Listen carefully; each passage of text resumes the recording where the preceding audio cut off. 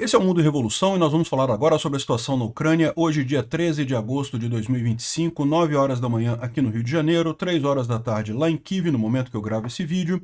Os ucranianos atingiram uma base de bombeamento de um dos gasodutos que a Rússia abastece ainda algumas cidades aqui na Europa. Existe a expectativa de que isso tenha aplicado uma sanção bastante efetiva contra essa exportação russa, né? Além disso, teve ataques ucranianos contra vários outros pontos aqui na Rússia, inclusive aqui em Belgorod, teve coisa que explodiu aqui também de ontem para hoje. Na linha de frente, a grande novidade lá do saliente de Pokrovsk, do breakthrough de Pokrovsk, como eu tinha alertado ontem no final do vídeo, a coisa parece que é bem menos séria do que estão falando. Há um exagero realmente nisso daí. Eu não sei, se for um exagero feito pela inteligência ucraniana com o objetivo de desestabilizar a conversa de paz entre o Trump e o Putin, eu acho positivo, né? Vou entrar nessa onda também, falar, oh, que perigoso, os russos estão avançando e não sei o que lá. Mas eu não sei se é isso não, eu vou melhor falar a verdade no final das contas, né? Então eu vou explicar aqui por que o pessoal está dizendo que é mais ou menos aquilo que eu falei. Não é que não exista nada, de fato a Rússia empregou determinadas táticas ali, usou tropas de elite para fazer aquele avanço, mas são muito poucos soldados, não é realmente um domínio daquela área ali, né? Bom, vamos falar também sobre a preparação para o encontro do Trump com o Putin. Foi definido que vai acontecer na base militar de Anchorage, no Alasca, né, a capital do Alasca. Ou seja, é dentro de uma base militar. O Putin vai chegar de avião na base militar, vai sair da base militar de avião, ou seja, não vai ter nenhum contato com a população. Certamente fizeram isso porque a população do Alasca já está se preparando com muitas bandeiras pró-Ucrânia e coisa e tal, né, para receber o Putin. E aí não queriam que ele passasse por essa vergonha de ter que passar por essa manifestação, né? O Trump mais uma vez quebrando o galho do Putin, né? Enfim, vamos falar sobre esses e outros assuntos em detalhes. Essas notícias foram sugeridas por Velho Virgem, Magnitsky Não Tem Ombro e várias outras pessoas. Obrigado aí ao pessoal que sugeriu notícias lá no nosso site, no wevolving.com. E obrigado a você que está assistindo o nosso vídeo. Se você gosta do nosso conteúdo, por favor, deixe o seu like e se inscreva aqui no canal, né? Pois bem, de ontem para hoje tivemos 51 drones e mísseis contra a Ucrânia. A maior parte deles foi derrubado como é padrão, não teve nenhum acidente mais sério, nenhuma coisa atingida mais relevante, né? Um ponto importante é que os russos chegaram a mover os aviões para a base de Engels, ou seja, isso tudo indicava que haveria um grande ataque de ontem para hoje, né? Os russos têm feito isso, eles fazem alguns dias com poucos ataques, e aí em determinado momento fazem um grande ataque contra a Ucrânia. E isso deveria ter acontecido de ontem para hoje, mas parece que foi cancelado, os aviões voltaram para as bases sem fazer esse ataque. Aí a gente não sabe se é porque o Putin está querendo muito esse acordo com o Trump, né? Tá realmente apostando nesse acordo com o Trump e não queria uma propaganda negativa, vamos dizer assim, antes do encontro lá com o Trump, ou se teve algum outro motivo, né? Porque os ucranianos também andaram acertando um monte de coisa da logística russa na retaguarda, o que pode ter prejudicado também esse ataque. A gente não sabe por que eles cancelaram esse ataque, mas está bem claro que eles cancelaram o ataque que teria de ontem para hoje, né? Normalmente os aviões russos agora, eles ficam todos nessas bases aqui no leste, principalmente a base de Ukranka, que fica aqui no Oblast de Amur, né, bem longe mesmo da Ucrânia, lá do outro lado da Rússia. E só que eles fazem isso justamente por causa da operação Spiderweb, que, né, dizimou boa parte da frota russa. Agora, os russos, quando vão atacar, eles mandam esses aviões aqui para bases próprias, só no dia anterior ao ataque, e daqui, tipicamente aqui em Saratov, né, nessas outras bases que tem aqui, né? E aí, a partir daqui, eles fazem o ataque contra a Ucrânia e depois retornam lá para a base, lá no leste, né? Os ucranianos andaram atingindo vários depósitos de combustível dessas bases. Esse era o objetivo dos ucranianos, exatamente impedir esse tipo de estratégia. Como a base de combustível do aeroporto não tem combustível para os jatos, eles não conseguiriam fazer o ataque contra a Ucrânia. Pode ter sido isso que impediu também esse ataque contra a Ucrânia, né? De qualquer forma, é uma boa notícia, não teve o ataque. Os ucranianos, por sua vez, continuaram o ataque e atacaram dessa vez uma estação de bombeamento de óleo na região de Briansk, né? Briansk é essa região aqui da Rússia, é logo aqui perto da Ucrânia, relativamente perto. Essa estação de bombeamento aqui foi atingida e está pegando fogo. Uma grande coluna um grande jato de gás aqui está saindo dessa estação. E essa estação faz justamente o gasoduto, um dos gasodutos que passa aqui por Belarus e atende lugares na Polônia, Gdansk, Rostock, Leipzig, enfim, esses lugares todos aqui na Europa são atendidos por esse ramo aqui do gasoduto, né? Tem esse outro ramo também, passa aqui pela Ucrânia e atende outros países aqui, a Hungria, a Eslováquia, a Tchequia, mas essa parte aqui já está desativada, tá? Os ucranianos já desativaram essa parte aqui. Então o que impactou é só essa parte que faz aqui as sanções, que faz a entrega do gás aqui para a Europa, né? Então é mais uma maneira dos ucranianos fazerem sanção. A gente não sabe ainda se efetivamente a estação foi totalmente destruída, se foi incapacitada. Aqui, o que a gente sabe por enquanto é que a imprensa russa relata que o fogo pegou fogo na estação da Unesha, onde é enviado o gás para a Europa, né? É o maior hub do pipeline Druzhba, um dos maiores e mais poderosos do mundo, né? E segundo o Estado-Maior das Forças Ucranianas, confirmaram que o ataque foi feito por drones ucranianos e que pegou fogo nessa região, ou seja, provavelmente vai interromper o transporte de óleo. A gente não tem a confirmação disso ainda, mas é muito provável, né? Isso daqui é a sanção feita da forma correta, né? Bom, além disso, teve também alguma coisa foi atingida aqui em Belgorod, pegou fogo, explodiu, os locais relataram grandes explosões aqui. Provavelmente algum depósito de munição russo que foi atingido pelos ucranianos aqui. Belgorod é mais perto da linha de frente, então provavelmente foi uma coisa mais localizada aqui nessa região, né? Bom, o fato é que nos últimos dias os ucranianos têm feito vários ataques contra refinarias de óleo russas. Em vários lugares a gente tem visto isso acontecer, a ponto de que hoje teve uma grande reunião lá na Rússia entre os líderes da indústria petrolífera para avaliar a situação, ver como é que vai seguir daqui para frente. Um encontro foi entre os líderes das indústrias petrolíferas russas e o Ministério da Defesa russo, para ver como é que eles podem mitigar essa situação. É sinal de que a coisa está doendo bem nos russos, né? Os ucranianos fizeram um ataque em várias refinarias, particularmente a de Saratov foi bastante crítica. Então essa é a situação, né? Teve mais ataque essa noite, tá? A gente só tem a informação desse hub de gás aqui, mas teve outros ataques ainda que ainda não foram informados, não saiu a informação deles ainda. Bom, falando sobre a questão lá da linha de frente do saliente de Pokrovsk Norte, né? Ou seja, aquele grande avanço que os russos fizeram aqui ao norte de Pokrovsk e que estava sendo tratado ontem como uma catástrofe completa. E como eu falei para vocês, a minha suspeita é que muito disso daí era mesmo interesse dos ucranianos de dizer que, olha só, Rússia, vocês estão avançando, tá vendo, vão tomar Donetsk, não sei o que lá, para meio que dificultar o Trump fechar um acordo com o Putin nessa viagem dos dois, né? Eu não sei se foi essa a intenção, mas como eu falei também, não é que não tenha acontecido nada, tá? Aconteceu coisas ali sim. A questão é a natureza do que aconteceu que está sendo exagerada, né? Foi sim uma penetração de grupos de reconhecimento russo, né, de escolta, e grupos de elite, grupos avançados, né? Eles de fato avançaram bastante coisa, mas não é como não é como quebrar a linha defensiva ucraniana, né? É só um vazamento, digamos assim, e aparentemente já foi contido. Agora, se o objetivo dos ucranianos era fazer com que os russos ficassem animados e aí ficassem menos propensos a fechar um acordo lá com os Estados Unidos, isso parece que foi uma coisa positiva, tá? Porque as Russettes estão em polvorosa hoje, tá todo mundo alegrinho, não, porque que beleza, olha só, os russos conseguindo avançar, vamos tomar Donetsk agora, Berlim em 3 dias e não sei o que lá e coisa e tal, as Russettes tudo animada com esse avanço. Então se o objetivo era esse, conseguiu, né? O David G está mostrando aqui um monte de Russettes aqui, mostrando para ele, olha só o quanto que a Rússia avançou e não sei o que lá, e já tomou tudo isso daqui, e agora daqui a pouquinho a gente está chegando lá, né? E ele fala que isso aqui, de fato, isso aqui é 1 ano de avanço russo, né? Aqui foi justamente o breakthrough de Ocheretny, que aconteceu mais ou menos 1 ano atrás, e de fato isso permitiu que os russos avançassem em direção a Pokrovsk, e agora um outro breakthrough aqui é o que o pessoal está vendendo, e que seria mais um avanço grande, né? Eles só esquecem de dizer que isso tudo aqui, esse avanço aqui, levou 12 meses, na verdade foi mais do que isso, foi 13, 14 meses, e morreram 200 mil russos nessa história, né?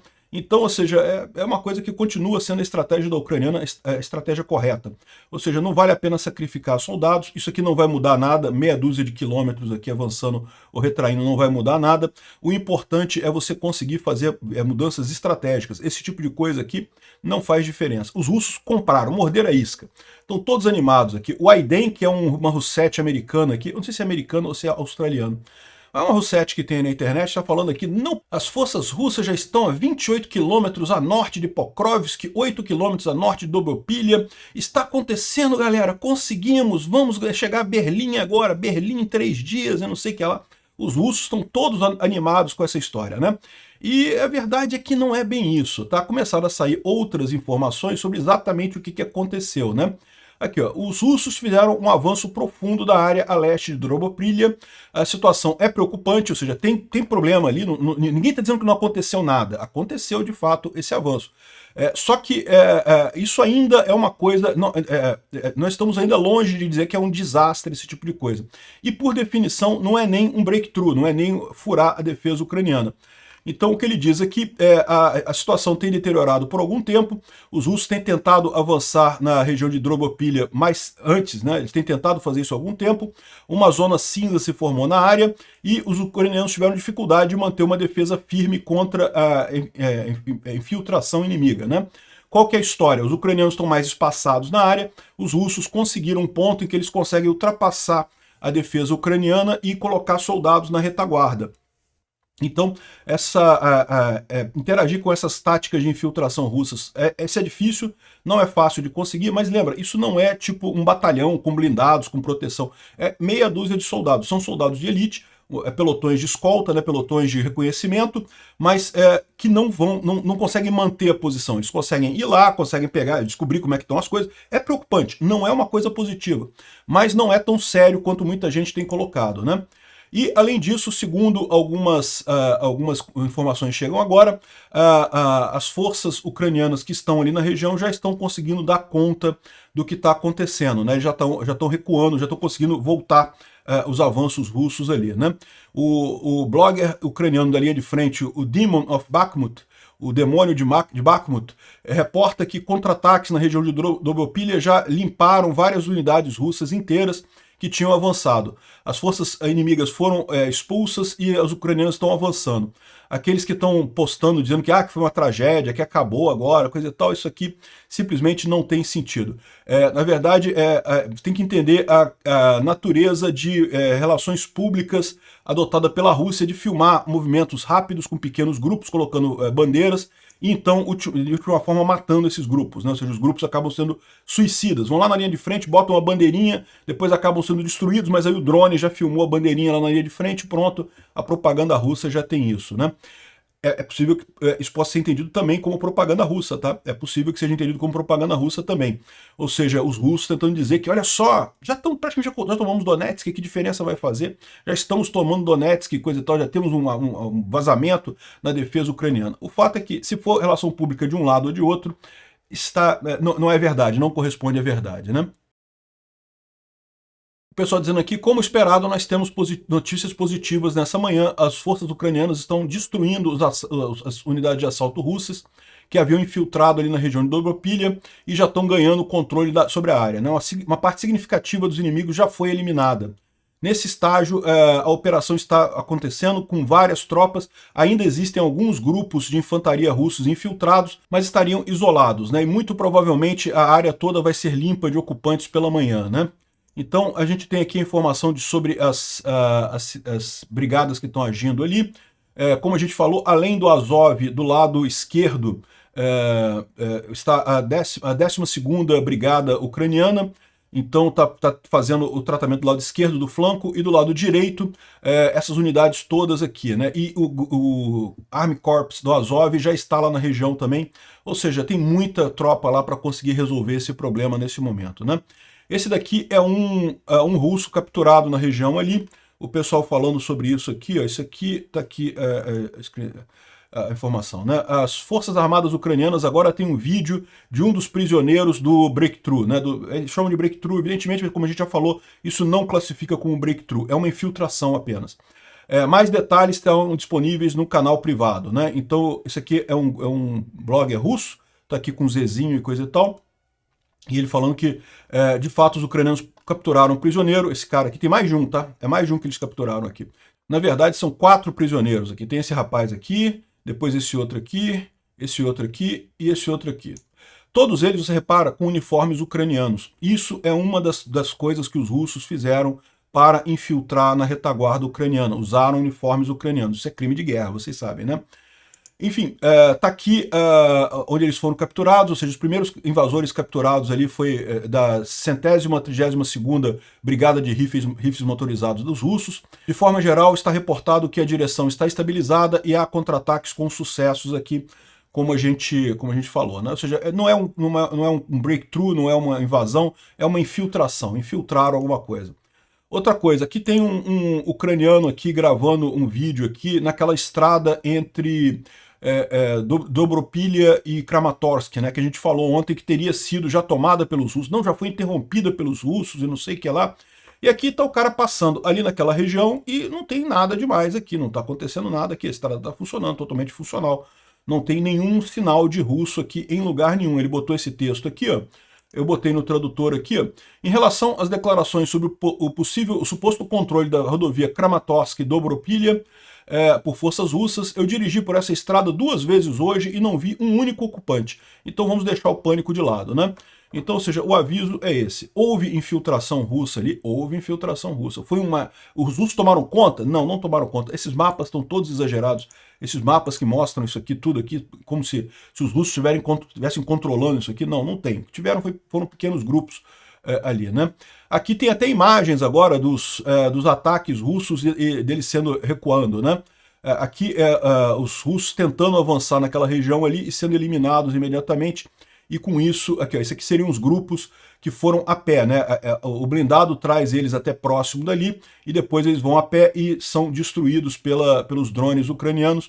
Não conseguem mais avançar nada. Tá aqui mais imagens da região dos russos sendo mortos ali naquela região de Pokrovsk, né? De acordo com as fontes aqui do Plaifra, esse breakthrough é composto basicamente de forças especiais russas. Ou seja, eles usaram o melhor do melhor para tentar fazer alguma operação de dizer que estão conseguindo avançar. Não é como um grupo de reconhecimento, mas é algo muito mais perigoso, né? A maior parte do trabalho está sendo feito pela unidade Rubicon, ali na região, e parece que é difícil fazer isso, são tropas de elite russas, mas não tem nada mais significativo por lá, né? Segundo a Astraia, diz aqui que os eventos em Dobropilha foram reais. Havia, de fato, uma ameaça de um breakthrough no dia 7 de agosto. Mas isso não foi uma armadilha. As forças russas, de fato, avançaram, mas, de última forma, falharam em conseguir quebrar a defesa ucraniana. É uma repetição de Ocheretny de novo, né? Ocheretny, de fato, os russos avançaram um pouquinho, mas pararam. Não conseguiram avançar mais do que aquilo, né? E houve um período breve de confusão, mas não devido à incompetência. A causa por base disso é a mudança de poder número de pessoas, número de soldados. Isso a gente falou. Essa foi a base principal. Os russos botaram um monte de soldados ali na região, soldados de elite para fazer essa infiltração, e foi isso que aconteceu, né? Não foi algo tão sério assim. O Andreu Perpítua coloca aqui, ó.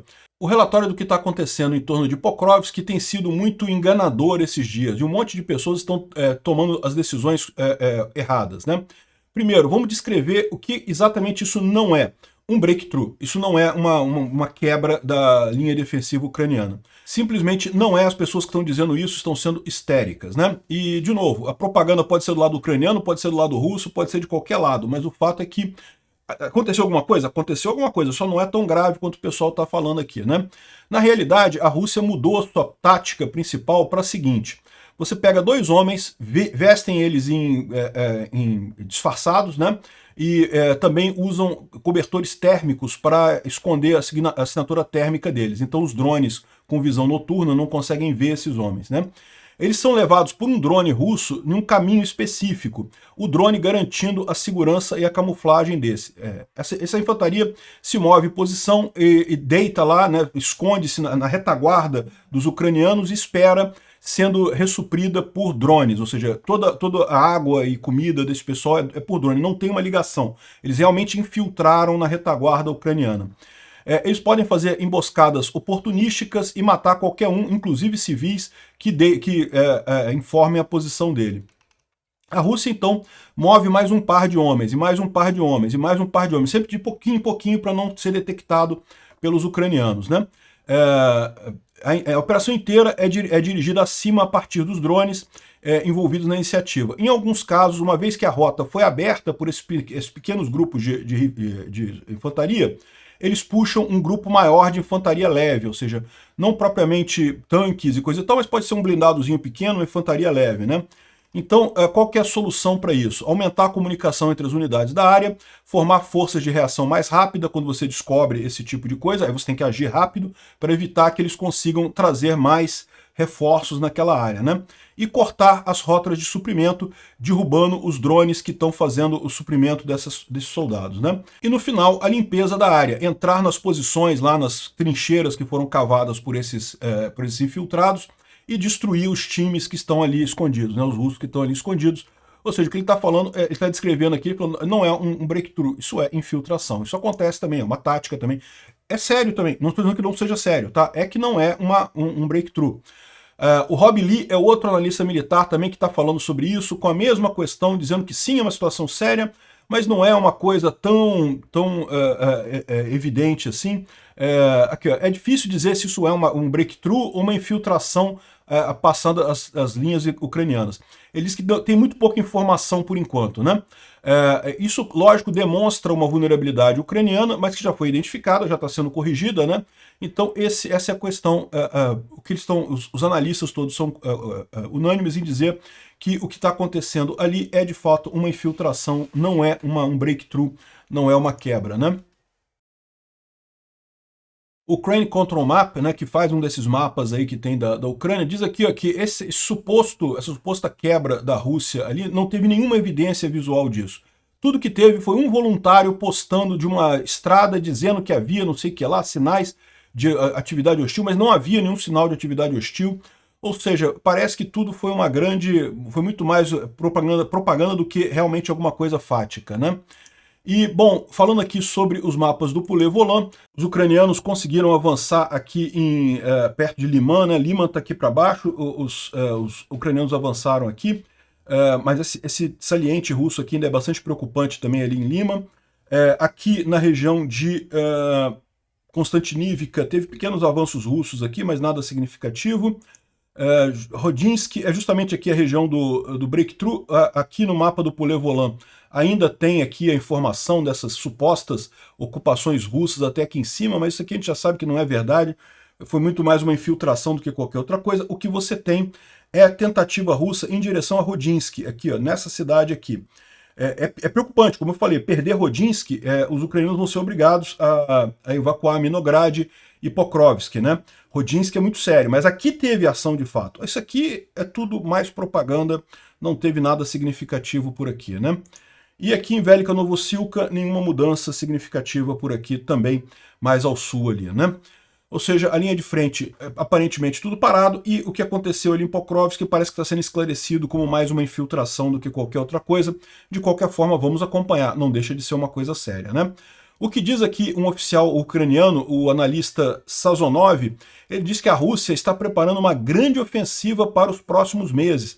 Está movendo tropas, munição e equipamentos para Donetsk na área de Pokrovsk, inclusive da Crimeia e de Zaporizhia. Ele aguarda mais ataques ali em breve, né? Ou seja, ele está dizendo que muito provavelmente os russos vão ainda fazer uma ofensiva de verão ali na região de Pokrovsk. Vamos ver o que vai acontecer, né? Os ucranianos desenvolveram um quadcóptero, né, um drone, né, que é um repetidor de rádio. Qual que é a ideia do repetidor de rádio? Você lembra qual é o problema da interceptação, da interferência em drones, né? O drone precisa comunicar via rádio com o operador. Então essa onda de rádio passa perto da Terra. Se eu tiver alguma unidade russa de guerra eletrônica aqui, ela vai embaralhar os sinais eletrônicos, você não consegue comunicar com o drone. Qual que é a ideia? Você cria um drone que fica aqui em cima, que é um repetidor de rádio. Então o seu operador está aqui, manda instruções para o repetidor, que repete essas instruções para o drone, e com isso você evita equipamentos de guerra eletrônica que estejam no meio do caminho, né? Só que o grande desafio é que esse rádio repetidor tem que ser operado também para chegar na posição correta, conseguir ter a melhor otimização entre a posição do controlador e do drone que está sendo guiado, né? E aí eles desenvolveram esse drone com inteligência artificial, chamado Doprin Spider. Doprin é o nome de um soldado ucraniano que morreu na guerra, infelizmente, deram o drone em homenagem a ele. E está aqui o drone repetidor, ele acaba se guiando por inteligência artificial para simplesmente trocar a informação. Aqui é o outro drone que tem o armamento, que vai fazer o ataque.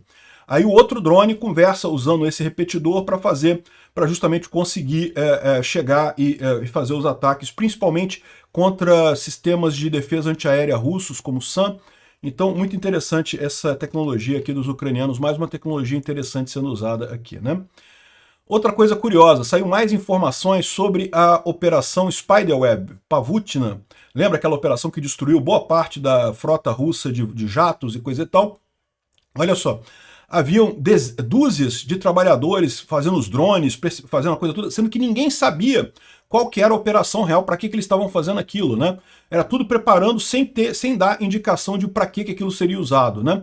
Então todo mundo trabalhando sem saber o propósito da operação. Apenas no dia, às 5 horas da manhã, no dia da missão, que eles foram levados para um lugar e deram a informação e explicaram, vocês vão fazer isso, isso, isso, e agora vamos lá. E aí ninguém sai dali, ali não pode sair mais ninguém, porque havia o risco dos russos ficarem sabendo do que estava acontecendo, né? Então muito bacana essa operação aqui, uma operação secreta muito interessante mesmo. Bom, o Instituto para o Estudo da Guerra fala sobre justamente a infiltração aqui no norte de Pokrovsk, mas ele chama pelo nome correto, é infiltração, não é breakthrough, não é quebra, não é avanço, é meramente uma infiltração, né? No mapa deles aqui, você pode ver que eles ainda estão aqui na região aqui de Rodinsk, coisa e tal. Apenas identificaram grupos de reconhecimento aqui, né, nessas poucas cidades aqui da região, foi só o que está definido ali, né? Além disso, falam também sobre o encontro lá no Alasca. Mas antes de a gente falar do encontro lá no Alasca, vamos falar sobre a seca em Donetsk, né? Os russos acabaram completamente com o reservatório de água de Donetsk, porque ele não é mais abastecido desde o início da guerra e não tem como ser consertado agora. Lembra que esse reservatório de água que atende Donetsk, a gente está falando aqui de Donetsk, é toda essa região aqui da Ucrânia, né, que está temporariamente ocupada. Havia um grande aquaduto, né, que passava aqui, ó, por Kurdyumivka. Você consegue ver aqui, ó, isso aqui é o canal, tá vendo o canal aqui? Ó, o canal passando por aqui. Esse é um canal, em alguns pontos duto, né, cano. Então vem dessa área toda aqui para pegar água dos rios aqui no norte, desses reservatórios por aqui, né? Essa parte que ainda está em mãos ucranianas. O problema é que justamente o que acontece nessa região aqui de Bakhmut e Chassivyar, o canal foi totalmente destruído. Então não tem mais como abastecer os reservatórios aqui na área de Donetsk. Donetsk está sem água e não tem nenhuma previsão de consertar. Não tem nenhuma chance. A única chance é os russos saindo da Ucrânia, a Ucrânia repondo essa infraestrutura toda, né?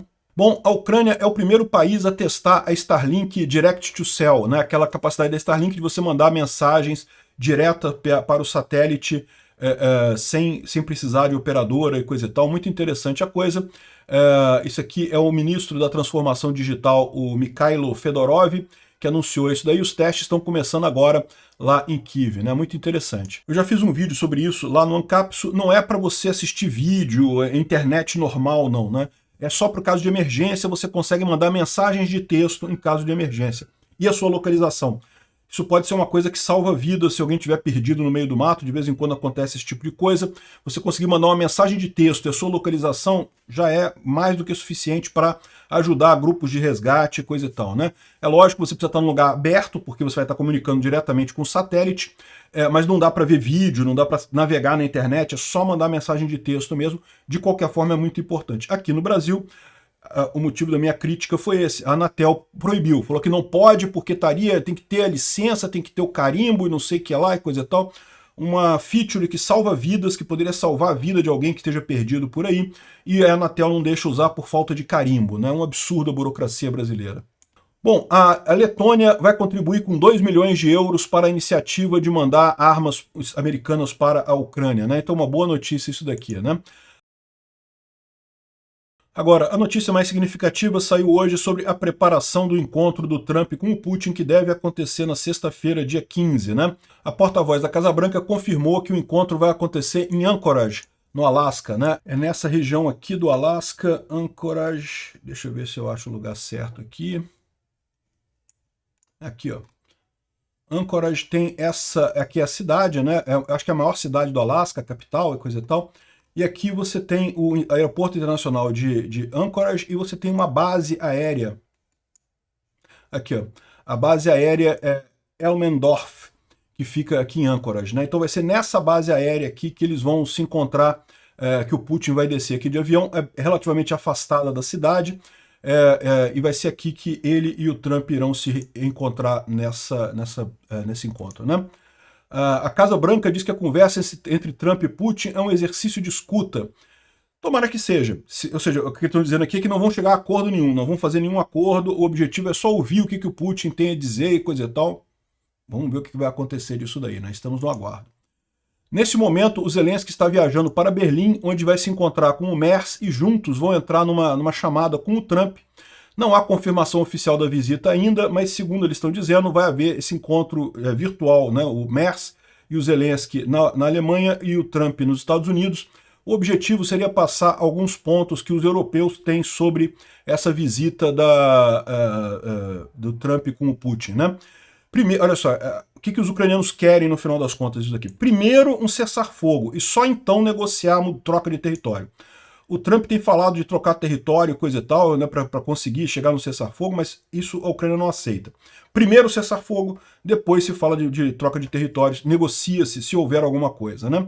É lógico que a Ucrânia não vai aceitar trocar nada, não pode, a Constituição proíbe, mas vamos ver o que vai acontecer nisso daí. A Rússia precisa pagar danos de $1 trilhão pela guerra. Então, ou seja, isso é um ponto que é importante colocar nisso daí. Os 300 bilhões de dólares que a Rússia tem em reservas já congeladas não são suficientes para reparar todo o dano causado pela Rússia à Ucrânia.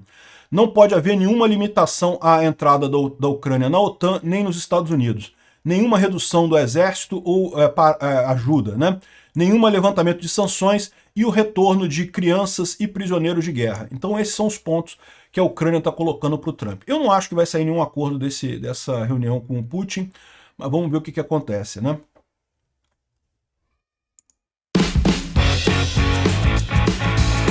Obrigado por assistir o vídeo até o final. Se gostou do conteúdo, não esqueça de deixar o seu like, isso ajuda o canal a crescer e a chegar para mais gente.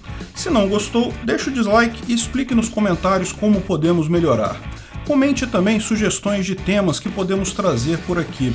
Comentários insultuosos ou defendendo ditaduras e criminosos de guerra serão sumariamente bloqueados. Agradeço a compreensão.